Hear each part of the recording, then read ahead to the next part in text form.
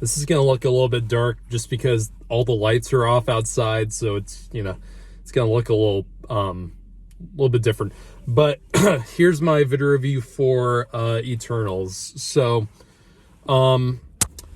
this movie, the reception to this movie is really interesting because this is the first Marvel movie that I think this is the first Marvel movie that has gotten like all around like negative reviews. It's got like a 56 on Rotten Tomatoes.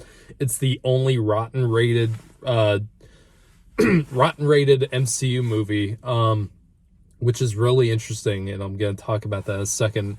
And after watching it, I'm really puzzled by the reviews for this, because the movie is very different from the MCU. Like, in some areas, it's very, very different.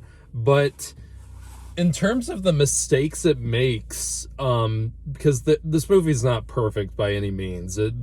I have a lot of issues with the movie, but I'm still wondering, like, what was it about this movie in particular that really rubbed critics wrong when compared to some of the other weaker Marvel movies, like Thor 2 or Iron Man 2 or even Ant-Man 2.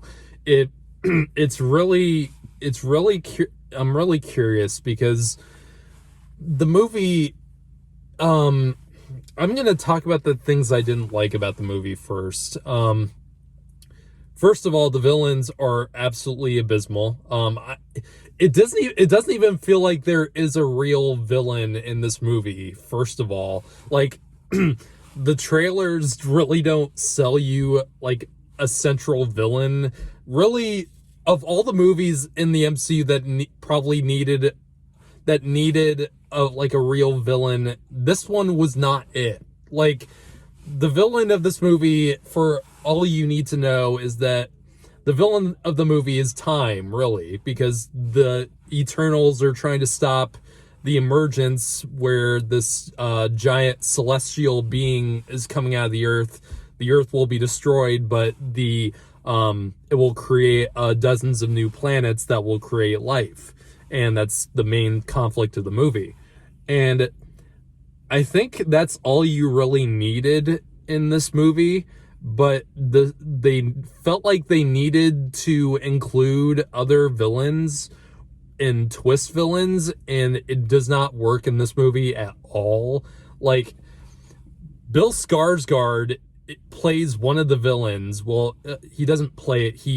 His voice is for one of the deviants in the movie, and he plays the main bad deviant who kind of evolves into a more intelligent being. And first of all, how dare you waste Bill Skarsgård? Bill Skarsgård is an incredible actor. I mean, he's fucking Pennywise the Clown. Like, when it comes to playing villains, he's like on top at this moment in time.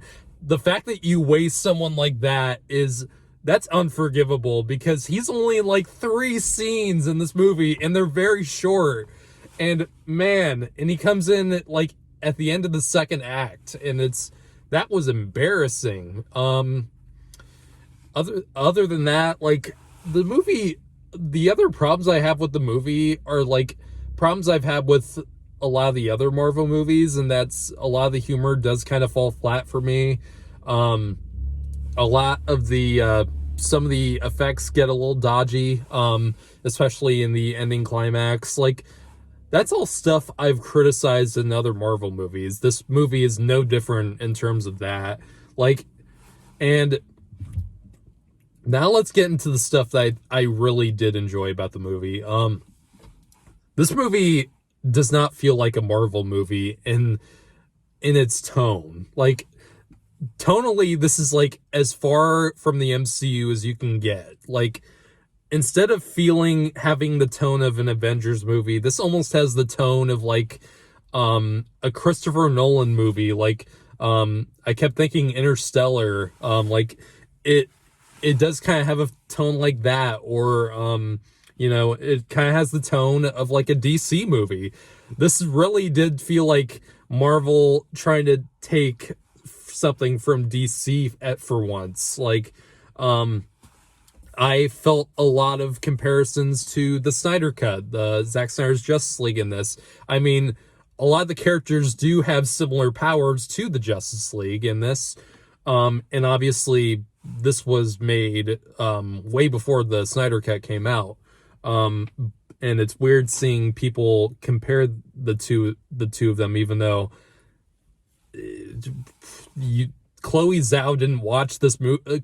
Chloe Zhao didn't watch the Snyder Cut before she made this. Are you fucking insane?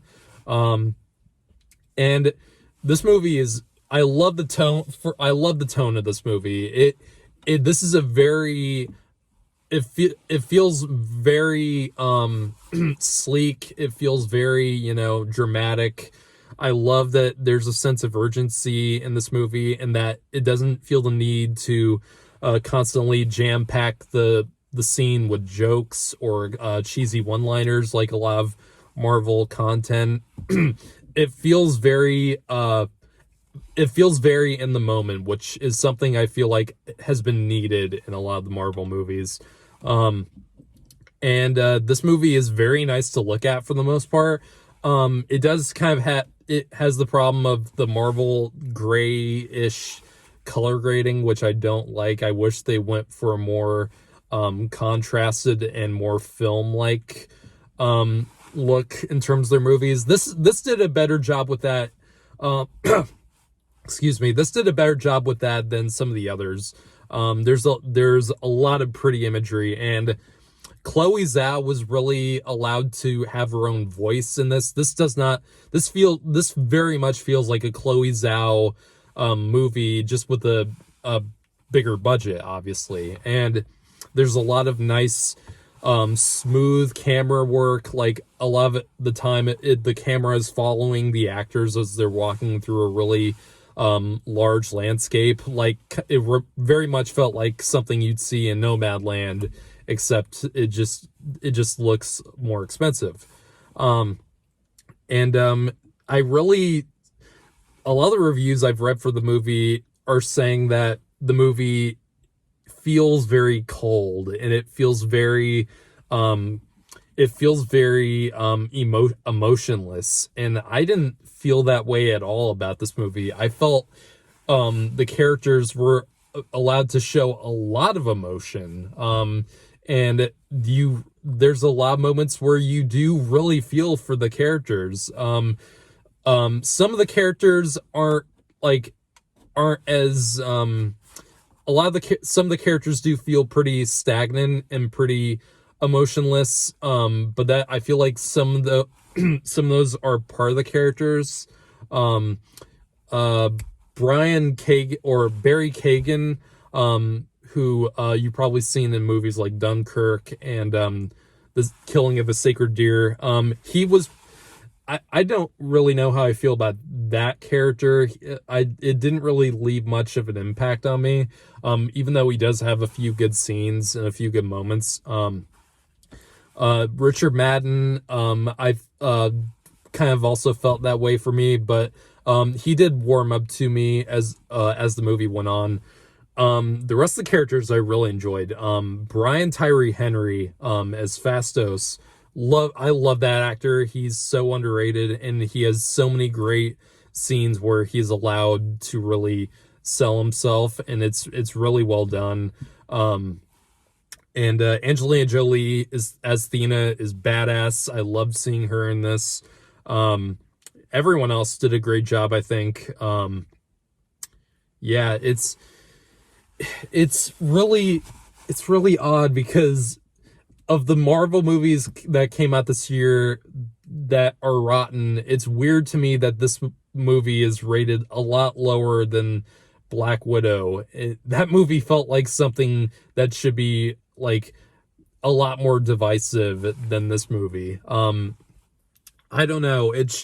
I felt like this movie had more of a voice than the other Marvel movies have. It felt like it had more, it felt like it had more of a purpose. It felt more grand. It felt more,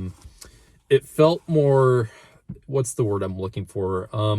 I'd hate to say epic, because I feel like too many people use that word too many times, and it eventually starts to lose its meaning. But this movie felt grandiose. It felt very large scale, like something that we don't really get too much in blockbusters nowadays. And it felt like there was a sense of elegance to it. And I really enjoyed that about this movie. And overall, I thought the movie was actually really good.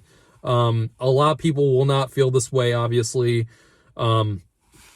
I don't know, because the critics have, for the most part, have spoken about the movie. I don't know how general audiences are going to feel coming out of this movie. I don't know how this is going to do on Cinema Score, for example. It's going to be fascinating. I don't know how this movie's going to perform in the box office compared to the other Marvel movies. I just don't know. This was a very risky movie, and I'm so glad. When I say Marvel, I've said a lot in my reviews of Marvel movies, that they don't really take many risks in terms of their artistry or their storytelling or, their production. This movie, for once, felt like that kind of risk-taking that I wanted to see. And it seems like people don't want that anymore.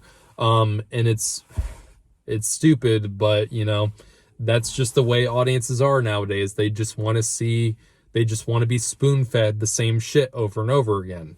And it's going to be interesting, the reception to this. I'm going to give this movie an 8 out of 10. Yeah, I think I'll stick with an 8 out of 10. I have tons of gripes with the movie, but everything that I don't like about the movie, I can at least tolerate, because the movie did take chances. It did take very different, it took a very different road than most of the Marvel movies have, in terms of, the storytelling. This movie is very quiet in many points. It feels very indie. It feels like a independent filmmaker was allowed to make a blockbuster, and I'm so glad Marvel at least took the chance with this one movie. Yeah, that's all I really have to say for now, without getting into spoilers. Yeah. So don't take my word for it or a critic's word for it. Go out and see the movie, because I'm sure you will, because it's a Marvel movie. Don't take anyone else's word for it. Just make your own opinion. That's all I'm asking for you guys. See the movie, form your own opinion, and don't attack people for it. Seriously. Good night.